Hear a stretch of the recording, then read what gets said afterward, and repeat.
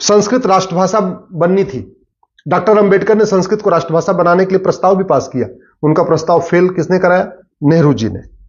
भारत को जो झंडा डिजाइन हुआ था, नेशनल फ्लैग, वो भगवा कलर का था, उसमें ओम लिखा हुआ था, भगवा झंडा ओम निशान।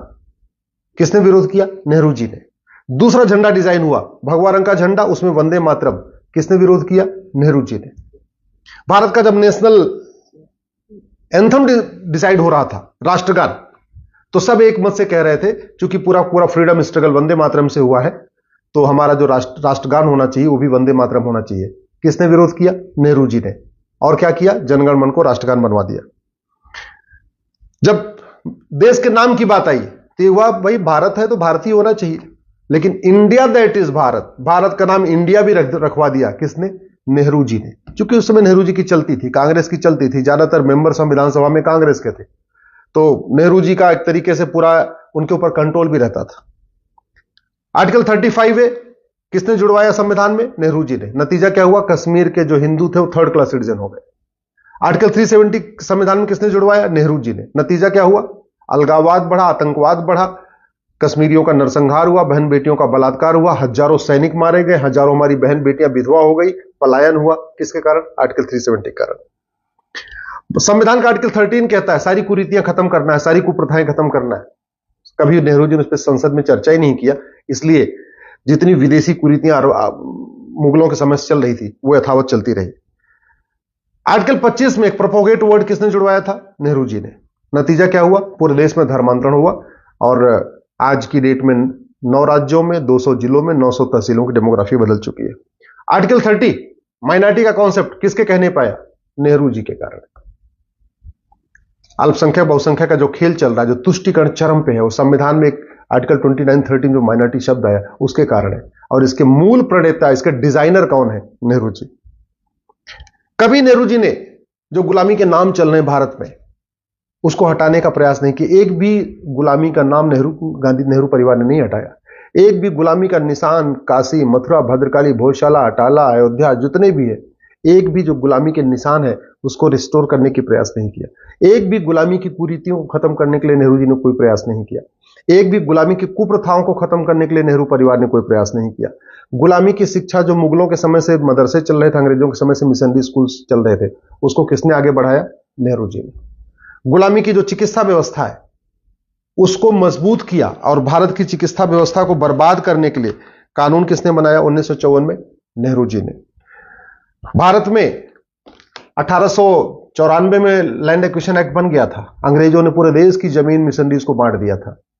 मुस्लिम्स को जमीन नहीं मिली थी, हालांकि उसके पहले मुगलों समय में सारी जमीनें मुस्लिम्स को मिल चुकी थी, लेकिन फिर 1954 में वक्फ एक्ट बना के नेहरू जी ने वक्फ बोर्ड गठित कर दिया।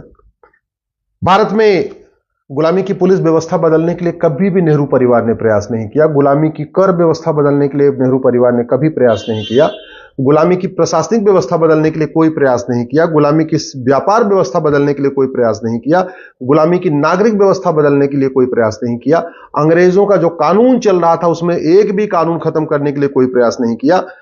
हां, यह किया कि चीन को, भारत की जो परमानेंट मेंबरशिप चीन को, भारत को मिल रही थी, उसको चीन को दे दिया।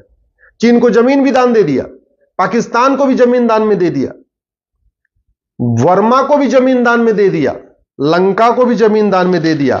अपना नाम ऊपर करने के लिए जमीन दान करते रहे भारत की। 1975 में उनकी बेटी ने इमरजेंसी लगा दिया। 1976 में संविधान का जो बेसिक स्ट्रक्चर है वो बदल दिया। जो संविधान का प्रियम्बल है ना, उसको संविधान का बेसिक स्ट्रक्चर कहते हैं।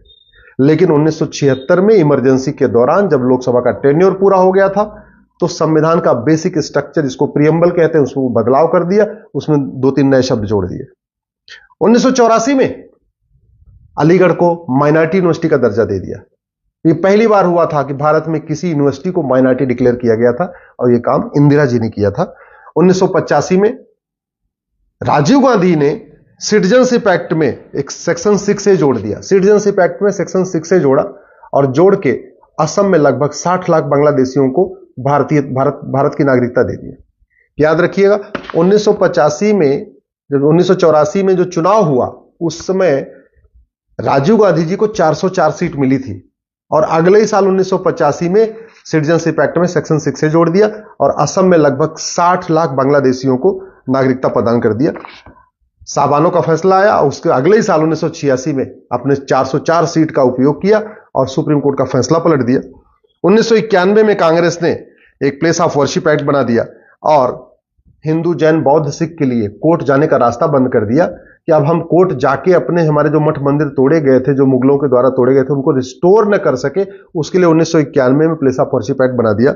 हिंदुओं को आपस में बांटने के लिए, हिंदुओं को, हिंदू, जैन, बौद्ध, सिख को आपस में बांटने के लिए और मुस्लिम और क्रिश्चियंस को विशेष फायदा पहुंचाने के लिए 1992 में माइनॉरिटी कमीशन एक्ट बना दिया।